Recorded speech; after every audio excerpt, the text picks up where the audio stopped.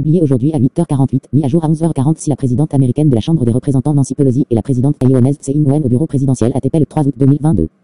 Au lendemain de l'arrivée à Taïwan de la présidente de la Chambre des représentants américaine Nancy Pelosi, la présidente taïwanaise Tsai Ing-wen a confirmé mercredi 3e août que Taïwan ne reculera pas face à une menace militaire chinoise. Aujourd'hui, notre délégation est venue à Taïwan pour dire ouvertement que nous ne renoncerons pas à notre engagement envers Taïwan et que nous sommes fiers de notre amitié durable, a déclaré Mme Pelosi, la plus haute responsable américaine qui a visité l'île pendant 25 ans. Le ministère chinois de la Défense a promis une action militaire ciblée.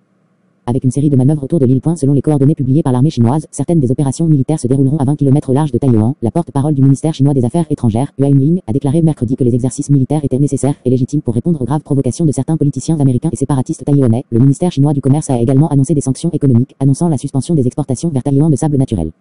Un ingrédient clé dans la fabrication de semi-conducteurs, l'une des principales exportations de l'île, Taïwan ne reculera pas face à des menaces militaires délibérément croissantes, a déclaré mercredi la présidente taïwanaise Tsai Ing-wen. Nous continuerons à défendre la démocratie, a-t-elle déclaré lors d'une rencontre avec Mme Pelosi, où elle a remercié d'avoir pris des mesures concrètes pour montrer un soutien indéfectible à Taïwan en ce moment critique. Des responsables taïwanais ont rapporté que de mardi à mercredi, en une nuit, 21 avions militaires chinois sont entrés dans la zone d'identification de la défense aérienne, une zone beaucoup plus vaste que l'espace aérien de l'île, selon des sources militaires américaines. Plusieurs navires américains croiseraient également dans la zone, dont le porte-avions Ronald Reagan. Le Japon, en revanche, s'est dit préoccupé par les exercices militaires chinois, dont certains, selon Tokyo, devraient s'étendre dans la zone économique exclusive japonaise. Et la Chine considère Taïwan, avec une population de 23 millions d'habitants, comme l'une de ses provinces qu'elle n'a pas encore réussi à réunir avec le reste de son territoire.